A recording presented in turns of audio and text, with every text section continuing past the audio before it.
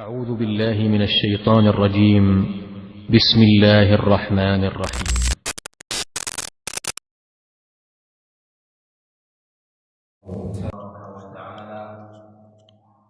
Agar Allah Subhanahu wa Ta'ala menambahkan kenikmatan tersebut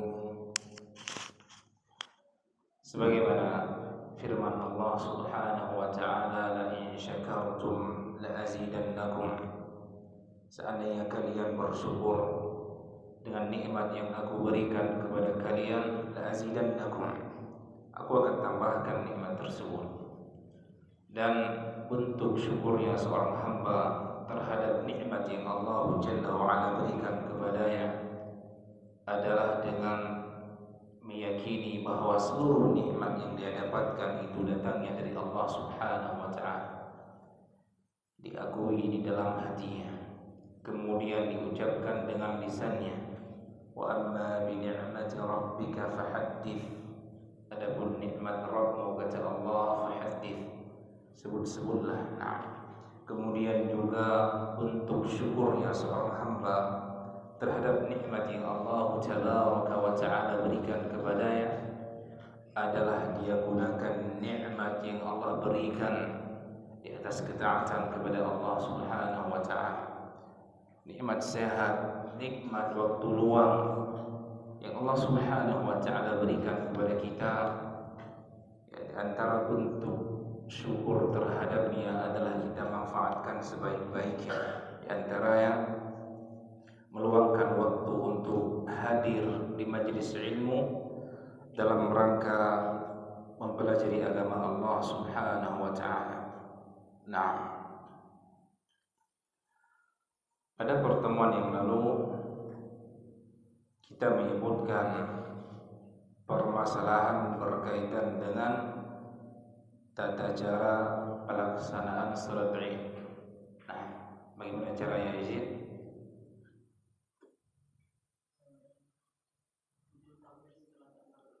Nah, menurut pendapat yang sahih, dan ini merupakan pendapat Al-Imam Syafi'i rahimahullah ta'ala, takbiruz zawaid, kita perlu memerhatikan di dalam salat Id ada takbirul wajib ataupun takbir yang sifat yang hukumnya rukun. Apa itu? Takbiratul ihram, Allahu akbar, itu hukumnya rukun. Dan ada takbir setelahnya, itu namanya takbir az-zawaid, takbir tambahan.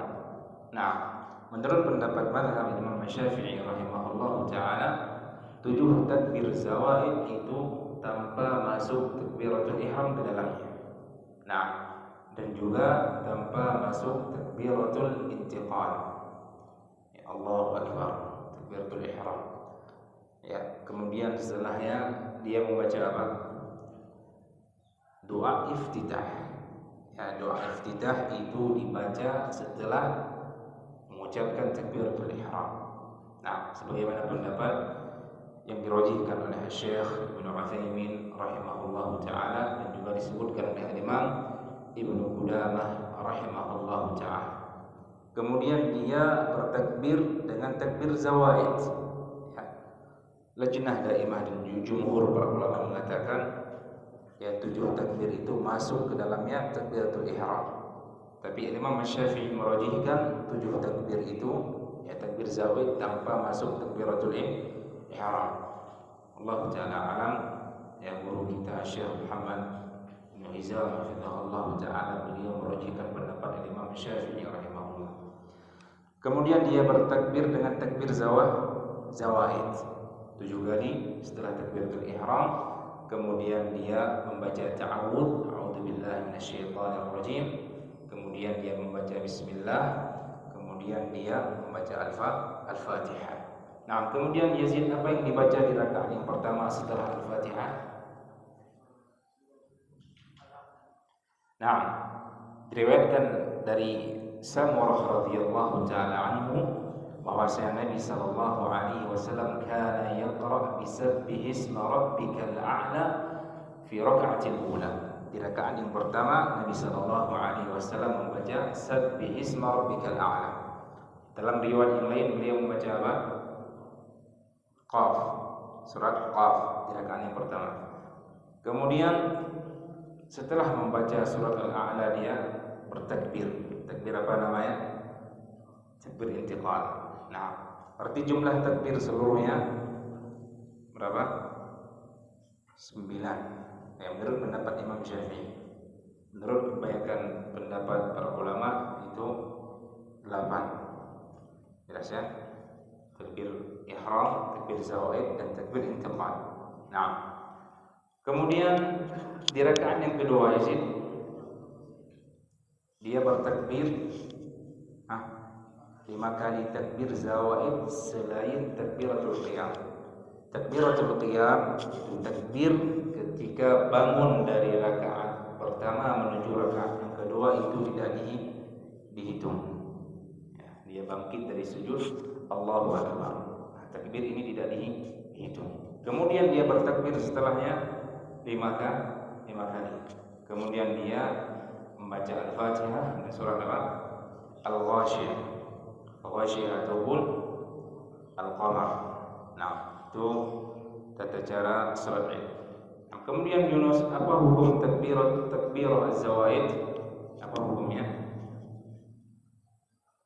Mustahab. Ya, sepakat para ulama takbiratuz zawaid itu hukumnya mustahab. Dan ini juga pendapat Al-Imam Syafi'i rahimahullah. Takbiratuz zawaid itu hukumnya mustahab, bukan wajib. Nah, apa faedahnya kita mengetahui hukumnya wajib atau tidak? Ya, ketika kita nanti yang misalkan masbuk, kita mendapati imam sudah membaca Al-Fatihah. Yang harus kita lakukan menurut pendapat Al-Imam Syafi'i rahimahullah ta'ala dan kebanyakan para ulama, dan ini pendapat yang sahih, ya, cukup dia takbiratul ihram Allahu Akbar dan dia ikut bersama imam tanpa harus bertakbir zawaid. Kalau dia bertakbir zawaid pun enggak masalah. Namun kita sebutkan yang paling afdal dia lanjut bersama dengan imam. Nah, saya dipahami ya. Nah, kemudian apa yang dibaca di antara takbir tersebut, Abu Abdullah?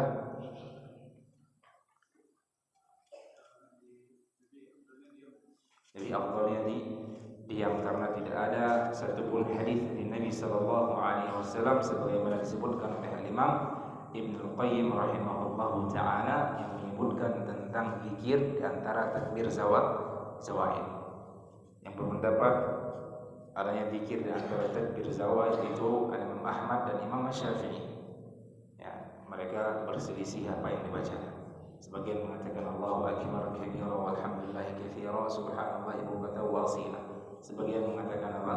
Subhanallah walhamdulillah wa la ilaha illallah wallahu akbar. Namun afdalnya diam.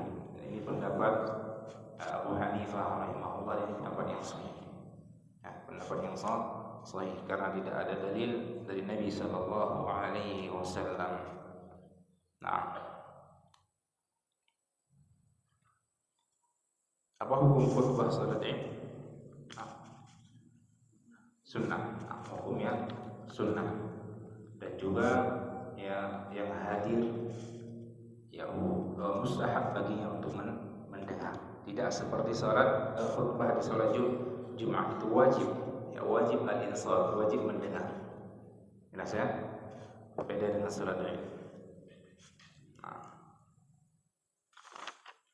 Nah, 1 kali khutbah atau 2 kali khutbah?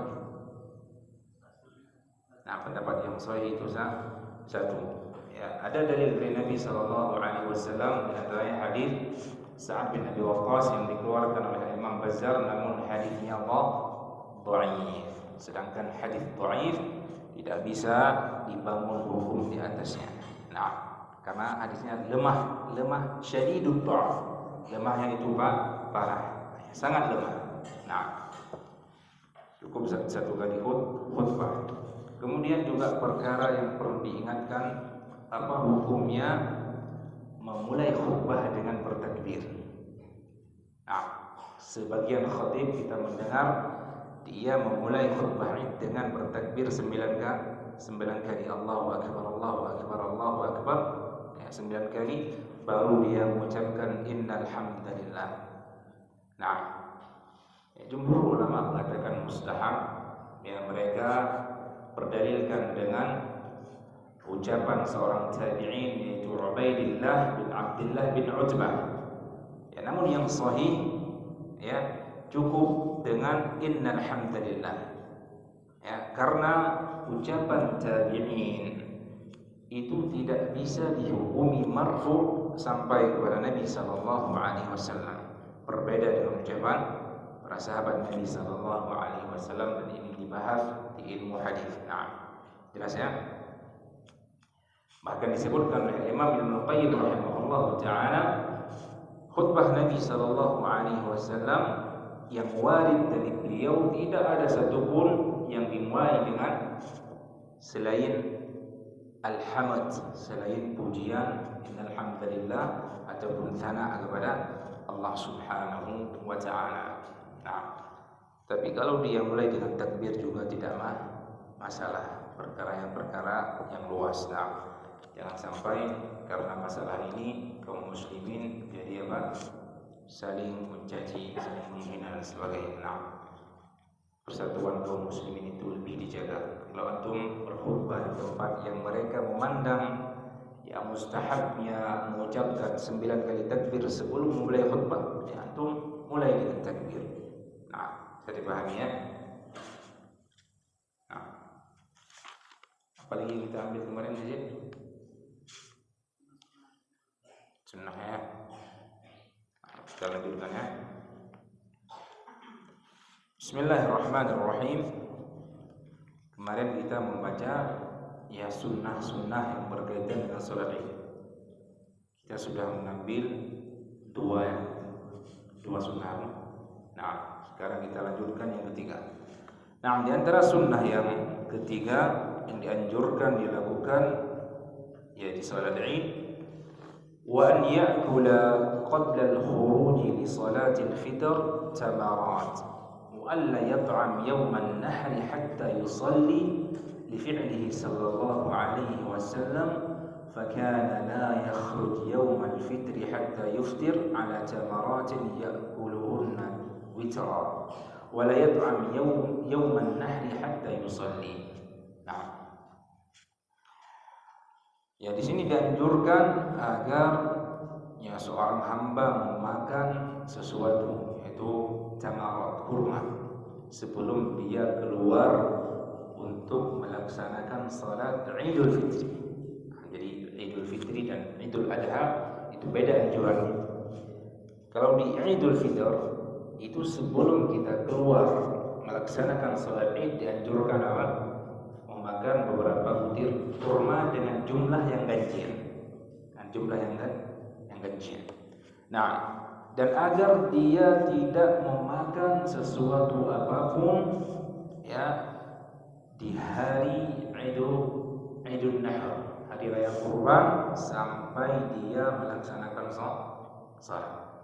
Kalau di Idul Adha itu setelah subuh, ya setelah fajar kita dianjurkan untuk imsak, menahan diri dari makan sampai kita melaksanakan salat Id.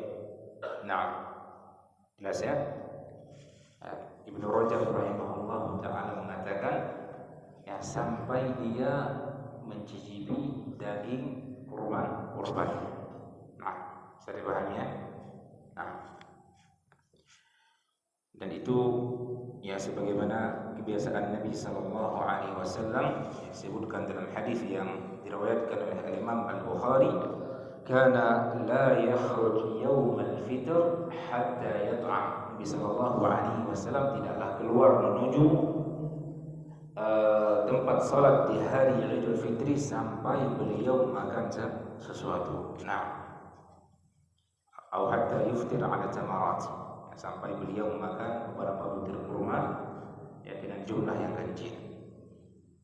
Jelas ya? Dan juga di Yaumun Nahr Nabi sallallahu alaihi wasallam tidak memakan sesuatu apapun sampai beliau melaksanakan salat. Itu sunnah.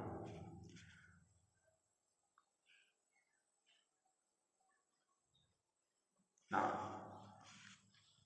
ada permasalahan yang mungkin mimba al-afdaliyah, sekedar mana yang lebih afdal. Ketika menuju musalla, ya tempat salat Id, apakah lebih afdal menggunakan kendaraan ataupun berjalan kaki? Nah, berjalan kaki lebih afdal. Nah, menuju tempat salat Id dengan berjalan kaki itu lebih afdal. Wallahu taala alam. Disebutkan oleh Imam Ibnul Munzir rahimahullahu taala, al-mashyu, ya, al-mashyu ila al-Eid ahsan wa aqrab ila at-tawadhu wa la syai'a 'ala man rajib. Berjalan kaki menuju lapangan untuk menunaikan salat Id itu lebih ahsan, wa aqrab ila at-tawadhu, dan itu lebih dekat kepada sifat tawadhu. Kalaupun dia berkendaraan maka tidak masalah, tapi hanya min babil afdal. Kalau jauh mungkin kita berjalan kaki, kalau dekat ya gampang. Izin dari sini misalkan ke Musala Alun, kalau berjalan kaki kapan harus kita mulai Abu Abdillah? Membutuhkan waktu sekitar berapa menit kalau jalan kaki Muhammad? 40 menit ya. Nah, sedangkan salat Idul Adha itu disunnahkan, dianjurkan, disegerakan di awal waktunya. Nah, kemudian ya sunnah berikutnya, wa yusannu at-tabkir fil khuruj li salati al-Eid ba'da salati as-subh mashiya liyatamakkan min ad-dunu min al-imam wa tahsul lahu fadilat intidhar as-salah. Disunnahkan, dianjurkan untuk ya bersegera keluar menuju salat Id setelah subuh. Jadi setelah salat subuh ya kita langsung keluar menuju musalla. Apa hikmahnya? Agar di sini disebutkan dengan cara berjalan kaki agar kita bisa dekat dengan imam, dan juga ada faedah menunggu salat. Ya, sebagaimana disabdakan oleh Nabi sallallahu alaihi wasallam, intidharus shalah, ya, orang yang menunggu waktu salat itu dicatat pahala salat baginya. Nah, jelas ya? Itu anjuran. Kemudian yang berikutnya, yang kelima, wa yusannu an yatajammala al-muslimu wa yaghtasilu wa yalbasu ahsana thiyab wa yatatayyab. Nah, dan dianjurkan agar seorang muslim bertajammul. Apa itu tajammul? Memperindah dirinya. Ya. Wa yagtasil, agar dia mandi. Di sebelum antum keluar ke lapangan itu anjurannya apa? Sunnahkan untuk mandi terlebih dahulu. Nah, wa yalbas ahsana thiyab, dan dia memakai pakaian yang paling bagus. Nah, pakaian yang paling bagus yang dia miliki. Wa yatatayyab, kemudian dia memakai minyak wangi. Ini memakai minyak wangi itu anjurannya untuk laki-laki. Nah, adapun perempuan tidak boleh dia keluar menuju perkumpulan manusia ataupun salat Id menggunakan parfum yang menyebar baunya. Nah, kata Nabi sallallahu alaihi wasallam, ayyuma imra'atin ya tatayyabat famarrat ala qaumin liyajidu rihaha fahiya zaniyah. Ya, siapa saja dari perempuan yang tatayyabat, dia memakai minyak wangi, parfum, ya tentunya parfum yang menyebar baunya, agar ya ketika dia melewati para laki-laki dan laki-laki tersebut bisa mencium harum semerbak dari perempuan tersebut, fahiya zaniyah, kata Nabi, maka dia seperti perempuan berzina. Kalau seperti pewangi pakaian boleh apa tidak? molto misalkan, atau dari deterjen. Deterjen ya jelas mengeluarkan bau yang harum. Boleh karena bau yang ada di deterjen itu tidak menyebar. Nah, berbeda dengan bau parfum. Kalau bau parfum itu menyebar. Nah, kalau tidak menyebar nggak masalah. Itu menurut pendapat yang sahih. Nah, apa hukumnya mandi di hari Id? Sunnah. Nah, pendapat Imam Asy-Syafi'i rahimahullahu taala. Kita malam ini kebanyakan menukilkan pendapat Imam Asy-Syafi'i rahimahullahu taala. Ya. Salah satunya ada masalah apa masalahnya? Ya, biar ya kaum muslimin menyangka kita anti dengan Imam Syafi'i. Tidak, kita mengambil pendapat Imam Asy-Syafi'i. Imam Syafi'i itu qudwah kita. Ya, Imam Syafi'i itu imam kita. Nah, jelas ya? Menurut pendapat Imam Syafi'i dan juga jumhur ulama, al-ightisal yaumul Id sunnah. Mandi di hari Id itu sunnah. Bahkan kata Imam Syafi'i rahimahullah, la a'lamu khilafan fi dzalik. Aku tidak tahu ada di antara para ulama yang berpendapat selain pendapat apa? Sunnah. Nah, beliau tidak tahu ada yang menyelisihi pendapat tersebut. Jelas ya? Hukumnya sunnah. Nah, bahkan dinukilkan dari Ibnu Umar ya, radhiyallahu taala anhu, kana yattasil qabla khurujihi ila al-'id. Dahulu Ibnu Umar beliau mandi sebelum keluar menuju salat Id. Nah, jelas ya? Kapan mandinya? Sebelum fajar apa sesudah fajar? Khilaf para ulama ya. Khilaf para ulama ya, tapi yang paling afdalnya itu sesudah fajar. Nah, kalau mau mandi sebelum terbitnya fajar juga boleh, sebagaimana diriwayatkan oleh Imam Al-Baji rahimahullahu taala.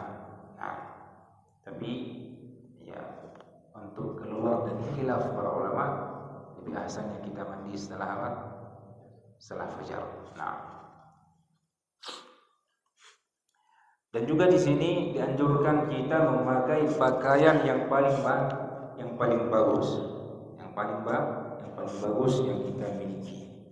Nah, dan juga ya dalam bentuk tajammul di hari Id itu usahakan baju itu bersih, rapi, disetrika. Nah, kalau kita yang sudah nikah, alhamdulillah ada yang apa? Yang nyetrika. Kalau para jomblo harus berusaha sendiri. Nah, ya. Atau dibiarkan. Nah, ada ngosok baju Yunus? Hah? Nggak pernah? Hah? Selama di Mahat? Kalau kami dulu di Yaman memang nggak boleh menggunakan setrika karena listriknya nggak ada. Sehari cuma 2 jam, ya, sehari cuma 2 jam, juga biayanya itu besar, jadi dilarang menggunakan setrika. Apa caranya? Ya, dicuci itu jangan sampai diperas, ya, direndam sudah, cabut lagi, kemudian ditaruh di bawah kasur. Itu cara yang paling efektif agar terlihat rapi. Nah, dan juga ya diriwayatkan dari Nabi SAW, beliau yang memakai pakaian yang paling indah ketika beliau keluar untuk salat Id, sebagaimana disebutkan oleh Imam Ibnu Qayyim rahimahullah taala dalam kitab Zadul Ma'ad. Dan juga diriwayatkan dari Ibnu Umar radhiyallahu taala anhu dengan sanad yang sahih, ya beliau ya kana yalbas ahsana thiyabihi fil 'id. Umar itu memakai pakaian yang paling bagus yang beliau miliki di hari ini. Ya, bagus itu bisa kita tinjau dari sisi warnanya dan juga bentuknya ya. Mana warna yang paling bagus? Warna putih. Nah, dianjurkan kita memakai pakaian yang warna putih. Kalau seandainya yang satu berwarna putih, tapi yang satunya lagi itu lebih bagus, baik bentuknya ya ataupun bagus dari sisi barunya. Mana yang dikedepankan? Yang paling baru, yang paling bagus. Nah, walaupun warnanya tidak putih, ini disebutkan oleh para ulama, Allah Ta'ala a'lam. Jangan sampai nanti memakai pakaian yang tidak bagus, merobek ya. Kayak sebelum ini itu harus persiapan, siapkan baju. Jangan nanti alasan belum mencuci bajunya. Jadi berapa hari lagi? Hari ini 6 hari lagi. Ya, dari sekarang persiapkan, cari baju yang paling bagus, paling bersih. Ya. Nah, kemudian yang ke-6, anjuran yang ke-6,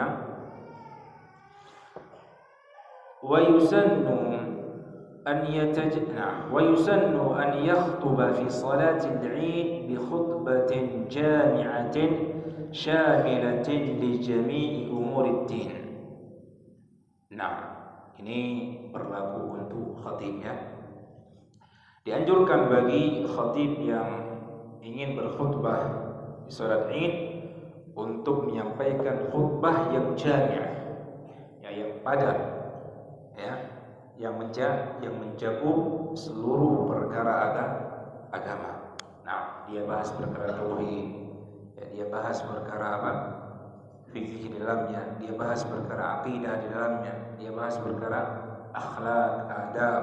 Nah, yang mencakup seluruh perkara agama, dan itu lebih afdal. Nah, wa yahuthuhum 'ala zakatil fitr, dan khatib dianjurkan untuk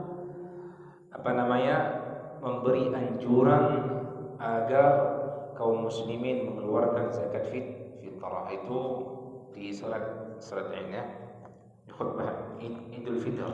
Nah, wa yubayyinu lahum ma yukhrijun, dan mereka ataupun para khatib menjelaskan untuk kaum muslimin apa yang mereka keluarkan. Nah, wa yuradhibuhum fil udhiyah, dan ini berlaku di Idul Adha ataupun Idul Fitr. Ya, khatib mengingatkan kaum muslimin, ya, memberikan semangat untuk mereka untuk berkorban. Nah, jelas ya. Dan juga di sini kita ingatkan kaum muslimin untuk semangat dalam berkorban. Jangan bermudah-mudahan, ya. Kalau ada kemampuan, jangan bermudah-mudahan untuk meninggalkan korban. Pertama, kenapa?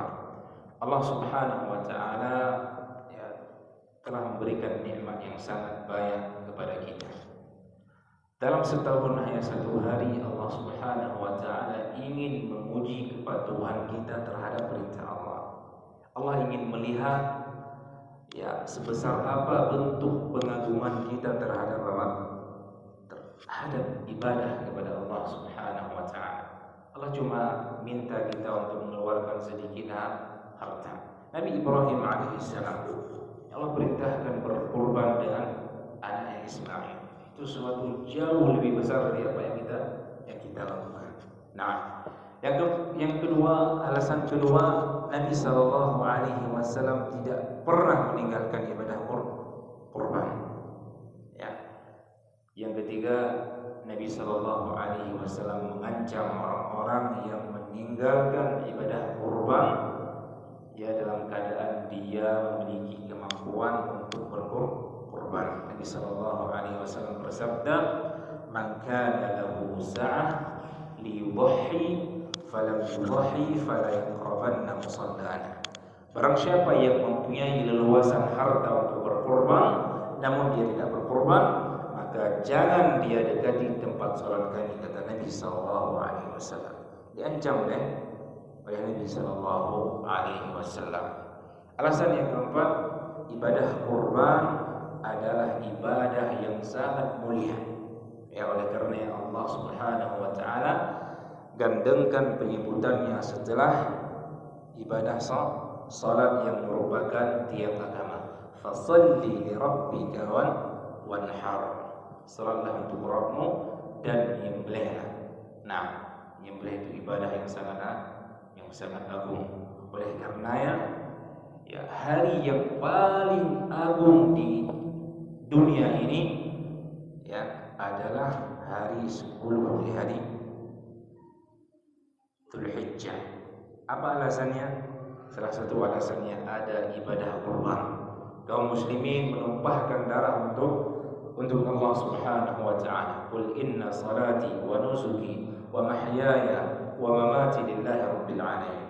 Katakan sesungguhnya salatku, hidupku, sesembelihanku, hidupku, matiku lillahi rabbil alamin, untuk Allah Subhanahu wa taala. Dalam hadis Nabi sallallahu alaihi wasallam mengatakan, a'zamul ayyam yaumun nahar. Inna a'zamil ayyami 'inda Allah yaumun nahar. Sesungguhnya hari yang paling agung di sisi Allah adalah hari penyembelihan hewan kurban. Ya, hari ke-10 di bulan Dzulhijjah. Nah, jelas ya? Sampai mana tadi? Nah. Wa yubayyinu lahum ahkamaha. Dan para khatib menjelaskan kepada kaum muslimin hukum-hukum ya berkurban. Wa takunu lin nisa'i fiha nasib. Dianjurkan juga agar perempuan juga mendapatkan bagian khusus dari mau'izah. Ya, bagian khusus dari mau'izah. Li'annahunna fi hajatin lidzalik.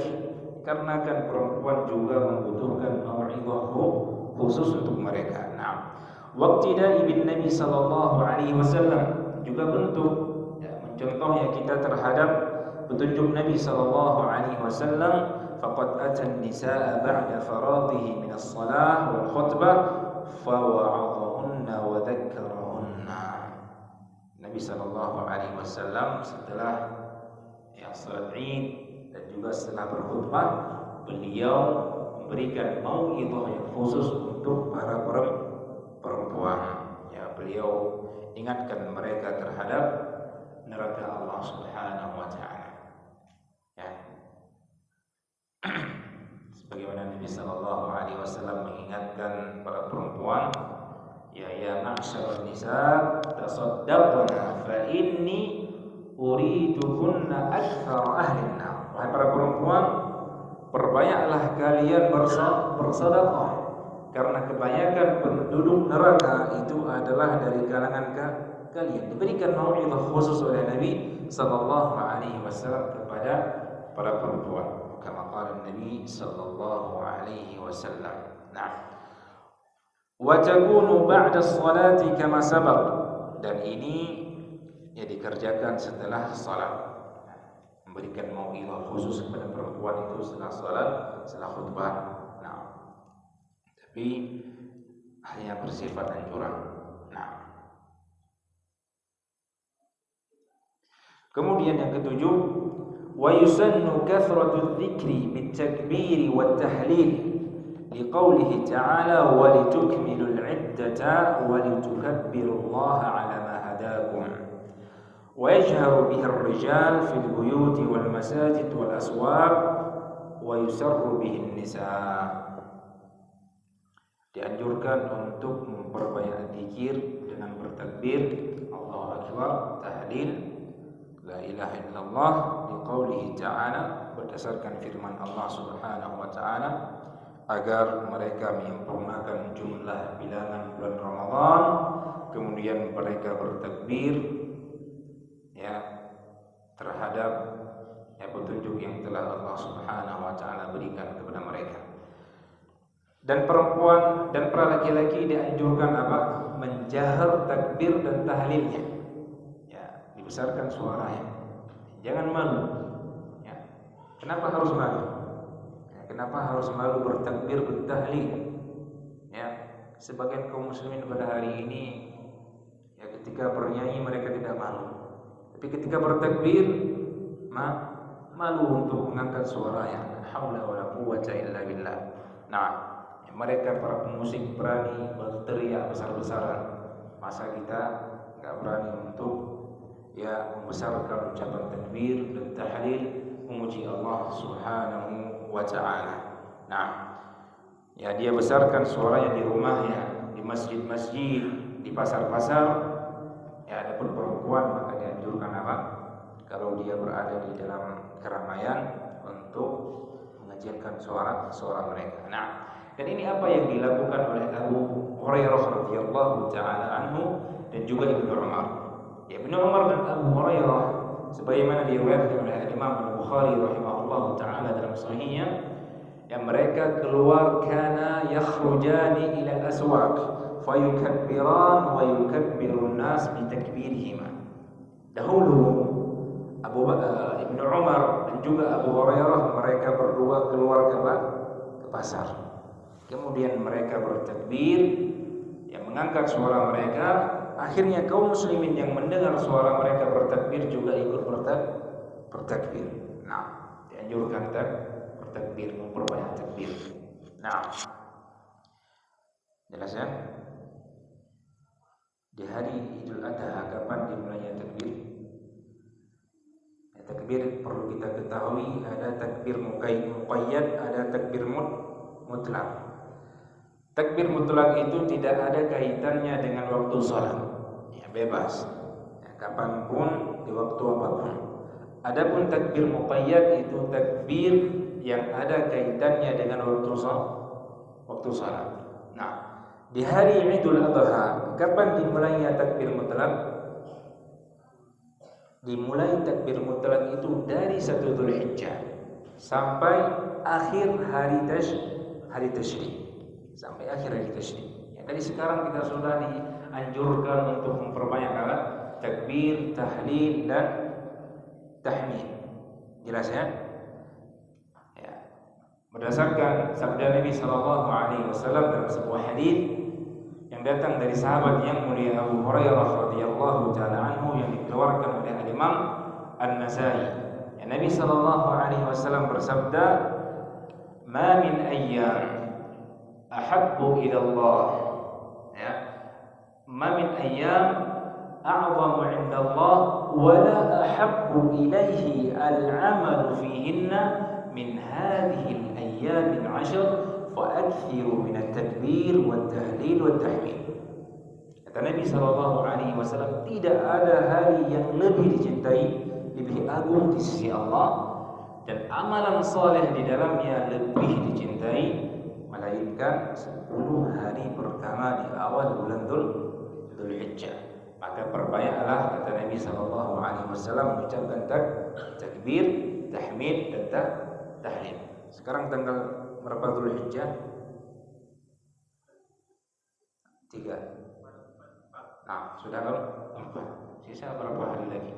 Nah, perbanyak tahlil, tahmid dan takbir. Terlebih lagi jamaah yang dirahmati oleh Allah, di antara ya kasih sayangnya Allah Subhanahu wa taala, Allah menjadikan beberapa amalan itu ringan kita ucapkan. Ya, ringan kita lakukan namun pahalanya itu besar. Itu di antara kemudahan Islam. Ya. Nabi sallallahu alaihi wasallam di dalam sebuah hadis yang diriwayatkan oleh Imam An-Nasa'i rahimahullahu taala dari sahabat yang mulia Abu Hurairah, Nabi mengatakan, "Khudhu junnatakum." Ya, beliau berbicara dengan sahabat, "Wahai sahabatku, khudhu junnatakum." Ambillah perisai-perisai kalian. Para sahabat mengatakan, "Ya Rasulullah, amin aduwin qad hadar." Untuk apa engkau memerintahkan kami mengambil perisai? Untuk tahu perisai? Perisai itu ya kalau ya tameng yang melindungi seseorang ketika berperang. Nah, para sahabat bertanya, "Ya Rasulullah, apakah karena sudah dekatnya musuh sehingga engkau perintahkan kami untuk mengambil tameng?" Ya, Nabi mengatakan, tidak. Walakin khudhu junnatakum minan nar. Akan tetapi ambillah perisai-perisai kalian, tameng-tameng kalian yang akan melindungi kalian dari api neraka Allah Subhanahu wa taala. Kemudian Nabi mengatakan, ucapkan subhanallah walhamdulillah wa la ilaha illallah wallahu akbar. 4 kalimat tersebut merupakan tameng seorang hamba dari api neraka Allah Subhanahu wa taala. Nah, mudah diucapkan. Ya. Perempuan juga mudah untuk mengucapkan. Ya, sambil memasak, ya, sambil dia menyiapkan makanan suaminya, dia bisa mengucapkannya. Mudah, kapanpun bisa kita ucapkan. Nah, tapi pahalanya itu luar biasa. Bahkan Nabi menyebutkan sebagai tameng seorang hamba dari api neraka Allah Subhanahu wa taala. Kemudian yang ke-8, ya masih ada 3 menit lagi. Nah, mukhalafatut thariq, dianjurkan untuk menempuh jalan yang berbeda ketika pergi dan pulang. Nah, jadi ketika menuju musalla salat Id, kita berangkat dari jalan yang berbeda dengan jalan yang akan kita tempuh ketika pulang. Nah, itu kebiasaan Nabi sallallahu alaihi wasallam. Fayadhhabu ila al-'ilm min tariq wa yarji'u min tariqin akhar. Ia pergi melalui satu jalan dan kembali dari jalan yang lain. Li hadits Jabir radhiyallahu taala anhu, berdasarkan hadis yang datang dari sahabat yang mulia Jabir radhiyallahu taala anhu yang diriwayatkan oleh Imam Al-Bukhari rahimahullahu taala, kana Nabi sallallahu alaihi wasallam idza kana yaum 'Id khalafa at-tariq. Nabi sallallahu alaihi wasallam ketika di hari Id beliau menempuh jalan yang berbeda. Nah, ketika pergi tempuh jalan A, pulang jalan B. Nah, apa faedahnya? Apa hikmahnya? Wa qila fil hikmati min dzalik liyashhad lahu at-tariqan jami'an. Agar nanti dua jalan yang berbeda akan bersaksi di hadapan Allah Subhanahu wa taala, ya, untuk kebaikan hamba tersebut. Nah, semakin banyak jalan yang kita tempuh, ya, akan semakin banyak jalan yang bersaksi di hadapan Allah Subhanahu wa taala bahwasanya kita melakukan kebaikan. Nah, wa qila li idhari sya'iratil Islam fihima, dan juga dikatakan di antara hikmahnya untuk menampakkan syiar Islam, ya, pergi sambil bertakbir. Nah, wa qila ghairu dzalik, ada juga yang mengatakan hikmah menempuh jalan yang berbeda adalah selain apa yang kita sebutkan. Nah, kita akhiri, ada 2 baris lagi. Wala ba'sa bi tahni'atin nas ba'dhum ba'dhan, ataupun ba'dihim ba'dhan yaum al-'id bi an yaqula li ghayrihi taqabbalallahu minna wa mink salihal a'mal. Fakana yaf'aluhu ashabun nabi sallallahu alaihi wasallam ma'a idharil bashashah wal farah fi wajhi man yalqah. Nah, ini anjuran yang harus kita perhatikan, ya. Ya, tidak masalah untuk saling mengucapkan ucapan tahniah, ucapan selamat, ya, kepada yang lainnya, ya, dengan mengucapkan taqabbalallahu minna wa minkum salihal a'mal. Jelas, ya? Ini ucapan yang sering kita ucapkan, taqabbalallahu minna wa minkum salihal a'mal, ketika kita berjumpa dengan yang lainnya. Nah, ketika kita berjumpa dengan saudara kita kaum muslimin. Nah, dan ini apa yang dikerjakan oleh sahabat Nabi sallallahu alaihi wasallam. Jadi dianjurkan kita mengucapkan taqabbalallahu minna wa minkum, kemudian kita nampakkan wajah yang senang, ya, wajah yang dipenuhi oleh kesenangan, keceriaan, karena menampakkan kesenangan di hari Id itu kata para ulama min syiaril Islam, termasuk dari syiar Islam. Jangan di hari Id wajah antum wajah yang apa? Ya, wajah usam bisa jadi nggak pakai sabun cuci wajah. Wajah yang apa? Yang sedih, yang cemburu, ya. Tapi termasuk sunnah di hari Id itu menampakkan wajah yang ceria, ya, wajah yang senang. Nah, yaitu sebagaimana diriwayatkan dari Jubair bin Nufail, ya, kana ashabu Rasulillah sallallahu alaihi wasallam idza taqaw ba'dhum ba'dha, ya, ketika sahabat Nabi Shallallahu Alaihi Wasallam saling berjumpa antara satu dengan yang lainnya, yang mereka mengatakan taqabbalallahu minna wa minkum shalihal a'mal. Ataupun boleh kita mengatakan apa? Aidukum mubarak. Enggak masalah. Aidukum mubarak. Ya, enggak masalah ya. Ucapan-ucapan tahniah enggak masalah dilakukan. Nah, adapun takbir muqayyad kapan dimulai? Takbir muqayyad di hari Idul Fitr, di hari Idul Adha, di hari terbitnya fajar, di hari Arafah, setelah salat subuh. Ya, setelah salat subuh di hari Arafah sampai ba'da asar, setelah salat asar di akhir hari tasyrik. Itu takbir muqayyad yang berkaitan dengan waktu salat. Nah, pertanyaannya ini penting ya. Ya walaupun kita sudah ya memakan waktu yang lebih ya, lebih 3 menit, nggak masalah. Dan ini penting. Takbir muqayyad itu takbir yang diucapkan setelah apa? Setelah salat. Apa yang perlu dikedepankan? Zikir setelah salat ataupun takbir? Penting atau tidak? Penting. Alhamdulillah.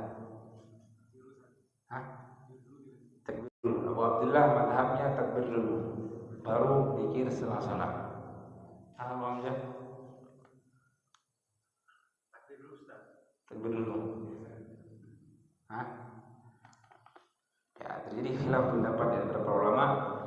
Adapun Syekh Ibnu Utsaimin rahimahullahu taala dan Syekh Muqbil Al-Wadi'i, mereka mengatakan itu lebih dikedepankan apa? Berzikir dahulu baru bertakbir.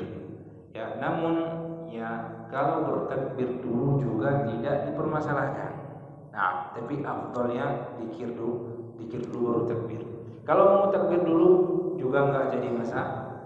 Perkara ini termasuk perkara yang luas, sampai di situ kita berselisih yang menyebabkan kaum muslimin berpecah belah. Nah, jelas ya. Sifat takbir ya, banyak riwayatnya. Ada yang diriwayatkan dari sahabat Ali Salman Al-Farisi, dan di antara yang paling sahih adalah apa yang diriwayatkan dari Ibnu Abbas dan Ibnu Mas'ud. Allahu Akbar, Allahu Akbar 2 kali ataupun 3 kali. Kemudian apa? La ilaha illallah, Allahu Akbar, Allahu Akbar walillahil hamd. Nah, sudah saya? Ada yang lain sebelum kita akhiri?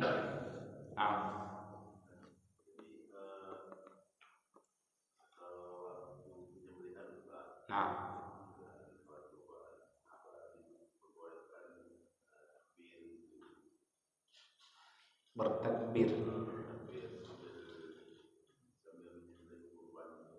Nah, takbir yang bagaimana?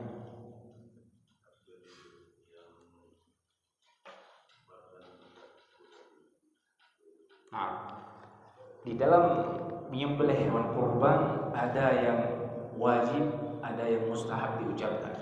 Yang wajib diucapkan apa? Bismillah. Ya. Yang sunnah diucapkan Allahu Akbar, tapi tidak bertakbir dengan lengkap ya, cukup Allahu Akbar. Karena kan Nabi Shallallahu Alaihi Wasallam dhaha bi kabshin, ya, di akhir hadis disebutkan sama wa kabbar. Nabi menyebut nama Allah, Bismillah wa kabbar, dan Nabi bertakbir Allahu Akbar, cukup Allahu Akbar. Nah, sebagian menambahkan selawat. Itu termasuk perkara-perkara yang tidak warid dari Nabi Sallallahu Alaihi Wasallam. Cukup Bismillahi Allahu Akbar. Kalau mau tambah Allahumma hada anni wa an ahli baiti juga enggak masalah. Ataupun Allahumma taqabbal minni wa an ahli baiti. Nah, dan yang lain, karena mungkin ini pertemuan terakhir kita nih sebelum Idul Adha. Hari tasriknya dikira dari mulai 10 Zulhijjah sampai 12. 3 hari setelah. Hari yang ke-12. 11, 12, 13. 3 hari setelah hari Kurban. 11, 12, 13 itu hari tasyrik. 11, 13 tahun lalu. Menyatakan apabila kamu mampu kemudian tidak berkorban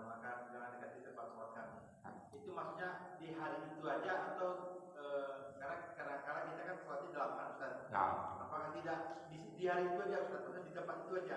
Nah, atau besok-besoknya juga Ustaz. Ahsan, ini penting diingatkan. Ini pertanyaan yang bagus dari Abu Sultan, jazakallahu khairan. Ini perlu diingatkan. Ya, sebagian salah memahami fala yaqrabanna musallana. Jangan dia mendekat dengan masjid musalla kami. Nah, sebagian menyimpulkan ya tidak boleh mendekat ke masjid untuk melakukan sholat jamaah dan sebagainya. Ini pemahaman yang salah. Yang diinginkan dari ucapan Nabi sallallahu alaihi wasallam fala yaqrabanna musallana, jangan dia mendekat kepada tempat salat kami. Ya, musalla yang diinginkan di sini adalah tempat salat Id. Tempat salat Id di hari tersebut. Nah, dan ini ancaman dari Nabi sallallahu alaihi wasallam. Ya, bukan berarti dia tidak boleh untuk mendekat. Ya, boleh dia datang untuk menghadiri salat Id. Tapi ya, kenapa Nabi sallallahu alaihi wasallam mengancam dengan ancaman tersebut? Ya, menunjukkan besarnya agungnya ibadah kurban, sehingga jangan dia bermudah-mudahan.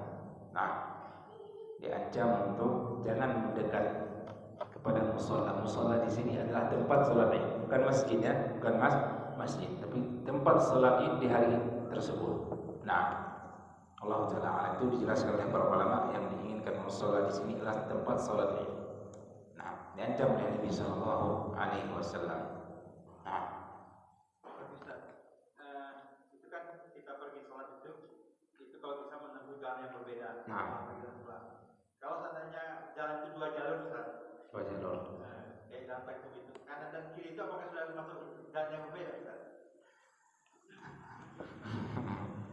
Allah Ta'ala alam. Al-Zahir di sini, yang zahir itu bukan 1-2 jalurnya. Ya, kalau 1-2 jalur itu masih dianggap jalan yang sama, jalur yang berbeda. Nah, karena itu masih jalur yang sama. Sama namanya Ustaz. Beda, Sama. ya masih sama. Yang memisahkan cuma trotoar itu. Pertengahan. Nah, ada yang lain sebelum kita akhiri. Nah, ini mungkin mau sudah selesai dari kita masalah ini. Insyaallah pada kita sambung insyaallah. Ada yang lainnya? Ada yang lain sebelum kita akhiri? Jelas ya Allah ya. Kalau enggak ada, subhanakallahumma rabbana wa bihamdik, asyhadu an la ilaha illa anta, astaghfiruka wa atubu ilaik.